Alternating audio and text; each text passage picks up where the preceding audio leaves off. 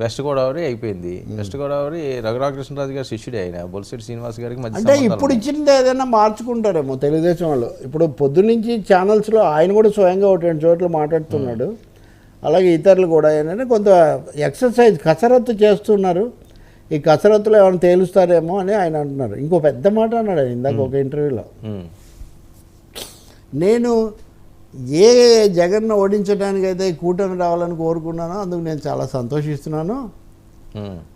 ఇప్పుడు నేను ఏదైనా చేస్తే అది ఇబ్బంది అవుతుందేమో అని కూడా చూస్తున్నాను. కానీ వీళ్ళు కనుక నాకు టికెట్ ఇవ్వకుండా లేదా ఫలానాది అట్లా చేస్తే బీజేపీ వాళ్ళు గెలిపించడానికి కాకుండా జగన్ను గెలిపించడానికి ఇదంతా చేస్తున్నారేమో అనే సందేహం కలుగుతుంది. ఓకే, ఇంకా కలగలేదు, కలుగుతుంది అని ఒక మాట అంటున్నాడు ఆయన. అలాగే ఉంటారు అంతే కదా ఆయన మాట అదేమే. కాబట్టి ఒక అనుమానాలు రేకెత్తిస్తూ ఉంది బీజేపీ వైఖరి అని ఒక పెద్ద మాట కూడా అంటున్నాడు ఆయన. ఇప్పటివరకు ఆయన దేన్నన్నా తెంచుకోవడానికి సిద్ధంగా ఉంటాడండి. ఆయన పెద్దగా ఆయన మీరు ఎంతసేపు ఆయన వైపు నుంచి మాట్లాడారు కాదండి. ఆయన తెంచుకుంటున్నాడా, ఆయనతో వీళ్ళు తెంచుకుంటున్నారా? కాదు, వీళ్ళు తెంచుకున్నారు కదా, ఈయన అదే రకంగా ఉంటుంది అంటున్నాను నేను. ఈయన ఏది ఒకటండి, ఇప్పుడు వెంటనే రివర్స్ అయిపోతుంది. రాజకీయాల్లో బ్లాక్ అండ్ వైట్ గా అందరికీ తెలిసిపోయిందండి.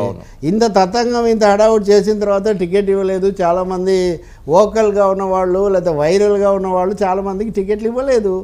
కాబట్టి మాటలే కాదు, వాళ్ళ లెక్కలు వాళ్ళకు ఉంటాయి అనేది ఒకటైతే తేలింది. ఇంకా ఈయన విషయానికి వస్తే నిజంగా అయితే ఈయన ఇతరుల మీద దాడి చేయడంలో అర్థం లేదు. ఇది జగన్ మీదనే కాదు, మీకెందుకు చెప్పాలి దరిద్రులు అట్లాంటి వాళ్ళు ఇట్లాంటి వాళ్ళని తిడుతున్నాడు. అంటే ఆయన మనం ఎప్పుడు పద్ధతి కానీ మాట్లాడతాం, కానీ వాళ్ళని ఎందుకంటే అంటారు ఆ బయటపడింది ఇబ్బంది పెట్టింది వీళ్ళు. బీజేపీ వాళ్ళు మీరు చెప్పింది నేను ఏదో నా దాంట్లో కూడా కామెంట్ పెడితే బీజేపీ వాళ్ళు అడిగారు, మీకు మాకు ఏం సంబంధం అండి, మీరేం మా పార్టీలో చేరలేదు కదా అని అడిగారు వాళ్ళు. జనసేనకు అంత స్కోప్ లేదు, తెలుగుదేశంలో కూడా చేరలేదు కదా, నేను ఎందుకు చేరలేదో మీకు ఎందుకు చెప్పాలని ఆయన అంటున్నాడు. వాళ్ళకైనా చెప్పాలి కదా కనీసం. కాబట్టి ఇది ఒక విధంగా ఆయన కోరి మరి లాస్ట్ మినిట్ వరకు ఫెన్స్ సిట్టర్గా ఉండడం వల్ల ఈ పరిస్థితి ఆయన తెచ్చుకోవడం ద్వారా ఇప్పుడు మరి ఏం చేస్తారు, ఎంపీ సీట్ ఇస్తారు అని నేను అనుకోని. ఇచ్చేది ఉంటే చంద్రబాబు నాయుడు ఇదివరకే ఇచ్చేవాడు. సో ఎక్కడైనా ఫార్మల్గా చేయొచ్చు అంతే. కైకలూరు లాంటిది, మరి కైకలూరు కూడా ఆయనకి ఏం సంబంధం, బీజేపీకి ఇచ్చేసారు కదా అది. ఇంకా రఘురామ లాస్ట్ పంచి ఎలా ఉంటుందో చూడాలి. ఏముండదండి, he will be with NDA. Okay, ఆయనకు వేరే ఆప్షన్ కూడా లేదు. YCP never accommodates or allows him. వాస్తవంగా అండి నేను ఇప్పుడు రాజమండ్రి మీద నా దృష్టి ఎక్కువగా ఉంది. ఎందుకంటే ఆమె అక్కడి నుంచి పోటీ చేస్తారు, పురంధేశ్వరి గారు రాష్ట్ర అధ్యక్షురాలు, రామారావు గారి కూతురు. చాలా చాలా చాలా సోమవీర్రాజు ఇప్పటికీ అసంతృప్తిగా ఉన్నారు. గోరెంట్ల బుచ్చయ్య చౌదరిని అసంతృప్తితో అట్లా ఇట్లా చేసి ఏదో పెన్నెల కూర్చోబెట్టారు. కందుల దుర్గేష్ని ఇక్కడ ఇవ్వకుండా అక్కడికి పంపించారు. సో అనేక అసమ్మతులుగా అది నిలయంగా ఉంది.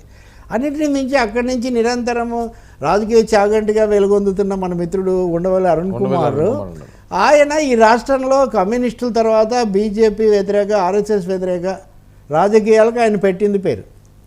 అదే ఆయన 2 సార్లు గెలిచిన నియోజకవర్గం. మరి ఆయన తప్పకుండా బీజేపీని వ్యతిరేకంగా పోరాడాలి గట్టిగానే. ఆయన చెప్పిన మాటలే నిజమైతే కనుక ఆయన రాజమండ్రిలో చాలా తీవ్ర స్థాయిలో పురంధేశ్వరి గారిని ఓడించడానికి ఆయన ప్రయత్నం చేయాలి. రెండో విషయం, షర్మిల మాత్రమే కాకుండా బ్రదర్ అనిల్ కూడా ఆయన దగ్గరికి వెళ్ళి ఆశీర్వాదాలు ఇవన్నీ కూడా తీసుకున్నారు. ఇప్పుడు షర్మిల బీజేపీ వ్యతిరేక క్యాంపు, కాంగ్రెస్ రాష్ట్ర అధ్యక్షురాలుగా ఉన్నారు. కాబట్టి కమ్యూనిస్టులు ఎలాగో ఉంటారు, అది రాజమండ్రి కమ్యూనిస్ట్ సెంటర్ కూడా. కాబట్టి షర్మిల ఉండవల్లి కలిసి పురంధేశ్వరి మీద చాలా సీరియస్గా రాజమండ్రిలో టార్గెట్ చేస్తారా లేదా అన్నదే మనం ఇప్పుడు చూడాల్సిన. ఏంటంటే ఆవిడకి వేరే ఆప్షన్ లేదండి. ఎవరికి? ఆమెకి వేరే ఆప్షన్ లేదు. రాజమండ్రి తప్ప ఎక్కడ ఉంది ఆమెకి? నేను ఆప్షన్ గురించి నేను చెప్పట్లేదు, కనీసం ఒకసారి నేను పొలిటికల్గా మాట్లాడుతున్నాను. ఇప్పటివరకు పర్సనాలిటీస్ వాటి గురించి మాట్లాడాను. పొలిటికలీ స్పీకింగ్ ఉండవల్లికి ఇది ఒక విధంగా నేను చెప్తున్నా, ఒక కొత్త కోణం కూడా చెప్తున్నాను. దే షుడ్ కమ్ అవుట్ కదా ఓపెన్గా. మరి మీరు సెక్యులర్ లౌకిక తత్వం అది ఇది అంటున్నప్పుడు పైగా ఆమె కాంగ్రెస్ నుంచి వెళ్ళిపోయారు, ఈయనతో పాటు ఎంపీగా కూడా ఉన్నారు, అప్పుడు ఎంపీగా మంత్రిగా కూడా.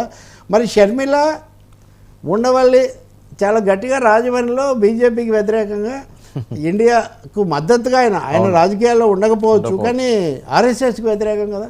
మరి చేస్తారా మనం చూడాలి. Rajahmundry turns out to be very interesting గతసారి కూడా కిరణ్ కుమార్ రెడ్డిని ఆయన అక్కడే కదా జై సమైక్యాంధ్ర పార్టీ పెట్టి సమైక్యాంధ్ర. ప్రారంభ సభ కూడా అక్కడే పెట్టి అది చేశారు. కాబట్టి ఈ మత సామరస్యము లౌకిక తత్వం కోసం చేస్తే దాని ప్రభావం కోస్తా జిల్లాలో గోదావరి జిల్లాలో ముఖ్యంగా ఉండే అవకాశం ఉంది. పవన్ కళ్యాణ్ కూడా ఢీకొనాలి అప్పుడు ఎన్డీఏకి ఆయన ఉన్నాడు కాబట్టి. అప్పుడేమో గోదావరికి అవాజ్ చేసినప్పుడు పవన్ కళ్యాణ్ బీజేపీకి తీవ్ర వ్యతిరేకి. ఆపరేషన్ గోదావరిని నేను అప్పుడు చేసిన వీడియో ఇప్పుడు నా ఫోన్లో కూడా ఉంది, చాలా తీవ్రంగా మాట్లాడాడు. అవును, కాబట్టి it happens to be very interesting. ఇందులో రాజుగారే చెప్పలేము, ఇంకా ఆయనకు తెలుసు అండి ఇలా